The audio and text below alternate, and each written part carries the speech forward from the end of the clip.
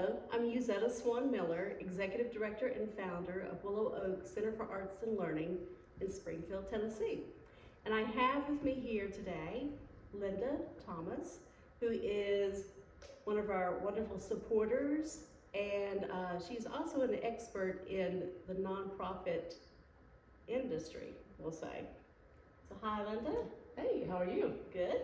And we're here to talk about what a nonprofit is, as well as the importance of donating. So what would you like to say to that? Well, you know, with nonprofits, you're talking about running a business with donations. And they can come from grants, they can come from people who donate on a regular basis, they can come from businesses, the government, whatever. So, and they're tax deductible. So if you're making a donation, you get a tax write-off on it, which makes it really nice for those of us that look for those kinds of things. Nonprofits in the past sometimes have had a bad reputation because of a few. This particular organization, because I am as excited about it as I am, because it is so transparent, and the work that's done here is just stimulating in a lot of respects. Thank you. We have been in Springfield for about 5 years now. We have been contributing since 2019 when we joined the Chorale. I didn't know anything about Willow Oak for several years before that. So I'm really glad to be a part of this. It's a great organization. And we are so glad that you're here, as well as your husband, Ross, who is our board president at this time. So yes, so Willow Oak's budget is close to $500,000. And I can tell you that we depend on 80% of that amount to come from direct public support. Now, part of that is grants, part of that is our gala, which happens every April, but the next amount is individual donors. We absolutely depend on our individual donors. We have some corporate sponsors, but the individual is who we need the support from. You know, Ross and I have donated for most of the 55 years that we've been married, because that was something that I learned from his parents, and it started with our church. But nonprofits are the ones that we really care about, are very near and dear to our heart. And then I ran a nonprofit, or different nonprofits, for the last 15 years of my career. So I know what it's like to try to do fundraising. And people don't realize how simple it really can be. You know, we think about these folks that come in and they're going to donate $1,000. Well, I can't donate $1,000 on a monthly basis, or even on a totally regular basis through the year if it's all at one time, particularly not being retired. But as individuals, we can donate a cup of coffee, the amount of money that it takes for a cup of coffee, $5.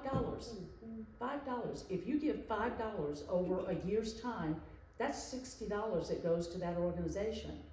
The interesting part is, if you do $5 a week, and I don't know of anybody who drinks coffee that doesn't buy a cup of coffee at least once a week or better, if you do $5 a week for the whole year, you're now talking about $1,825 for that year. Then you start taking people who can give a little bit more, the $25 range, or $100, or if, I don't remember exactly where we started with our donations here, but I know that each year we have tried to up it. And it's easier for me, since I handle the budget at home, to donate it on a regular basis, which also makes it easier for the organization, because then that's money that's coming on every month that goes towards their monthly bills. And if you've got a $500,000 budget, you're talking about $41,000 a month in expenses. Well, you've got staff, you've got lighting, you've been donated a wonderful building, but it's an older building. Right. It has lots of things that have to be fixed and refurbished and maintained, plus it's huge. It's not like when you were sitting on Main Street in a much smaller space and trying to do the electric or the plumbing or whatever. You now have this huge building, which is much more expensive to run.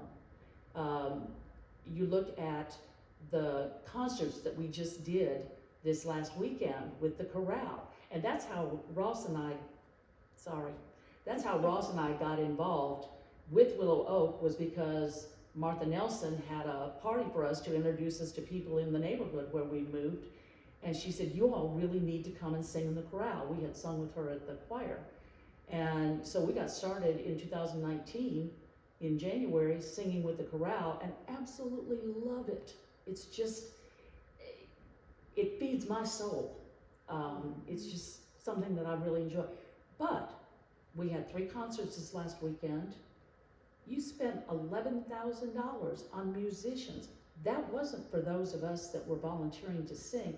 That was for the people that came in and played instruments. Right. So, you know, that's just a small amount of what went into that concert, plus the lighting, the new flooring, the rebuild of the front of this performance hall. Right. So it's, if people would stop and think about, it doesn't take that much to donate and maintain this organization, which managed to stay alive all the way through the COVID era, and lots of agencies didn't. And so we're blessed that you all are still here and that we can be a part of it. And I know that I feel blessed because not only do I get to volunteer and I get to share what gifts I have, but I also get to teach sewing. I get to be a part of an organization that I just really feel a lot of gratitude and a lot of thrill at being a part of. Plus, moving into a new community, all of a sudden you're now thrown in with not knowing anybody or not knowing very many people. The people that we have met as a part of being in this organization has been phenomenal. And that's been the big reason that supporting this organization has been so important to me. I bring my grandson to the art camps in the summertime. Last year he came to 1. This year he came to 2. Not long before his sister will be able to come, and we'll put her in the art camp. So what a gift this is to a community, particularly this size.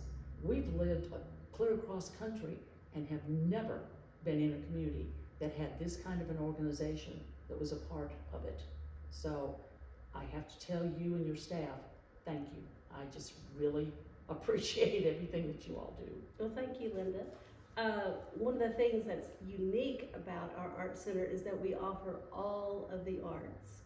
We offer the performing arts, which right now is music and hopefully theater starting next semester. And then the visual arts, all of the visual arts, the pottery, the several different kinds of painting. We do fiber arts, macrame, wool spinning. We do folk arts.